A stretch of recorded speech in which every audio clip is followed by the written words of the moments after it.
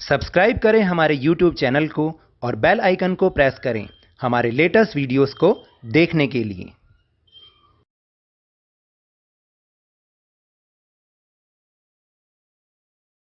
Hello and welcome to Lavneesh Sir की class. This is Directorate of Education GNCT of Delhi's worksheet number 38 and it is only for class 6 students. It has taken from the subject English and we will learn and understand the topic tense in this worksheet. So students, आज की इस worksheet में हम tense के बारे में जानेंगे और वो भी हम सिंपल प्रेजेंट टेंस के बारे में जानेंगे। तो हमें करना क्या है? ऑब्जर्व द फॉलोइंग सेंटेंसेस, यानी जो नीचे दिए गए सेंटेंस हैं उनको आपको ध्यान से देखना है। First sentence is I always wear new clothes on my birthday, यानी कि मैं अपने बर्थडे पर हमेशा नए कपड़े पहनता हूँ। He praise to God every evening, यानी वह हर शाम को अपने भगवान की पूजा वो करता है। We meet each other on Sundays, यानी हम रविवार को आपस में मिलते हैं। She goes for a walk every morning, यानी वह हर सुबह वॉक के लिए जाती है। The sentences above indicate something that happens often, यानी कि ये सेंटेंस हमें बताते हैं कि कोई चीज़ जो हर बार अक्सर होती रहती है। These sentence make use of simple present tense, और ये सेंटेंस जो है हमें सिंपल प्रेजेंट टेंस का यूज़ करना बताते हैं।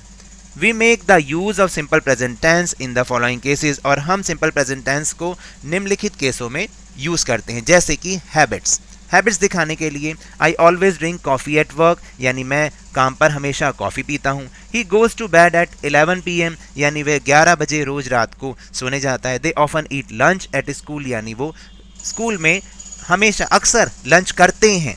फिर फ्यूचर प्लान्स और शेड्यूल्स दिखाने के लिए the train arrives at 3 PM, यानी कि ट्रेन 3 PM पर आएगी। We fly to Paris on Monday, यानी हम मंडे को पेरिस जाएंगे। क्लासेस बिगिन नेक्स्ट वीक, यानी क्लासेस अगले सप्ताह शुरू होंगी। देन जनरल ट्रुथ दिखाने के लिए, जनरल फैक्ट दिखाने के लिए the sun rises in the east, यानी सूर्य ईस्ट में पूर्व में उगता है। अर्थ इज नॉट फ्लैट, यानी अर्थ जो है फ्लैट नहीं है। Water boils at 100 degree centigrade, यानी कि जो पानी है वो 100 डिग्री सेंटीग्रेड पर उबलता है। प्रेजेंट फैक्ट या ट्रूथ दिखाने के लिए जो प्रेजेंट फैक्ट्स हैं, जैसे I live in Washington DC, मैं वाशिंगटन DC में रहता हूँ। शी इज़ 80 years old, यानी वह 80 साल की हैं। ही वर्क्स एट माइक्रोसॉफ्ट, यानी वह माइक्रोसॉफ्ट में काम करता है। Now let us read at the following sentence. Dog barks, कुत्ता भौंकता है। डॉग्स बार्क, कुत्ते भौंकते हैं।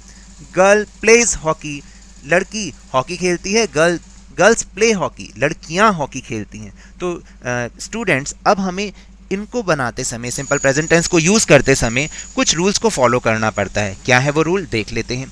यदि हम एक चीज़ के बारे में बात करते हैं, सिंगुलर सब्जेक्ट के बारे में बात करते हैं, एक चीज़ या एक व्यक्ति के बारे में, तो हमें याद रखना वर्ब में एस या ES लगाना है। सब्जेक्ट वर्ब में एस या ES, वर्ब की फर्स्ट फॉर्म, और एस या ES, और object.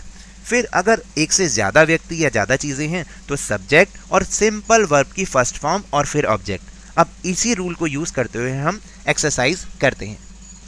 Now look at the rule and choose the correct option.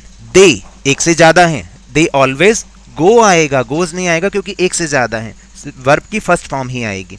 Bye बस, यानी वे हमेशा बस से जाते हैं। रीटा एक ही लड़की है तो विजिट नहीं आएगा, विजिट्स आएगा। वर्ब में एस या ES लगता है जब एक चीज़ के बारे में बात हो तो। रीटा विजिट्स हर ग्रैंड पेरेंट्स एवरी संडे, वे हर संडे अपने ग्रैंड पेरेंट्स के पास जाती है रीटा। दे ऑफन, दे का मतलब एक से ज़्यादा। दे ऑफन मीट आएगा, मीट्स ईच अदर, क्योंकि एक इससे ज़्यादा व्यक्तियों के बारे में बात हो रही है। तो they often meet each other, वे हमेशा एक दूसरे से मिलते हैं। ही, अब एक ही है ना, ही रेयरली थिंक नहीं आएगा, थिंक्स आएगा। एस या ES लगता है क्योंकि एक चीज़ के बारे में हो तो। He rarely thinks before speaking anything, यानी वह बहुत कभी कभार ही सोचता है कुछ भी बोलने से पहले। बेबीज़ एक से ज़्यादा है तो बेबीज़ यूजली क्राई आएगा। Babies cry, usually cry when they hungry, जब बेबी भूखे होते हैं तभी वे ज़्यादातर रोते हैं। और वी एक से ज़्यादा है तो इसमें प्ले आएगा, प्लेज नहीं आएगा क्योंकि एक से ज़्यादा हो तो सिंपल वर्ब की फर्स्ट फॉर्म आती है। We sometimes play cricket in the park, यानी कि हम कभी कभी पार्क में क्रिकेट खेलते हैं। So now that's all for this worksheet. अगर मेरे इस तरह समझाने से आपको थोड़ा सा भी समझ में आया हो तो इस चैनल को ज़्यादा से ज़्यादा सब्सक्राइब कीजिए, लाइक कीजिए और बहुत ज़्यादा शेयर भी कीजिए। और हाँ, मेरे साथ इसी तरह आसानी से वर्कशीट को समझते रहिए, लेकिन ध्यान और मन लगाकर, पूरी मेहनत और लगन के साथ, ऑनलाइन ही सही। पढ़ते जरूर रहिए। And if you want to defeat corona virus then please wear a mask, और जब भी पॉसिबल हो, जब भी अवेलेबिलिटी ऑफ वैक्सीन हो, इसकी वैक्सीनेशन अवश्य कराएं, क्योंकि कोरोना को हराना है और ज़िंदगी को एक बार फिर से सुहाना बनाना है। इसी उम्मीद के साथ थैंक यू वेरी मच।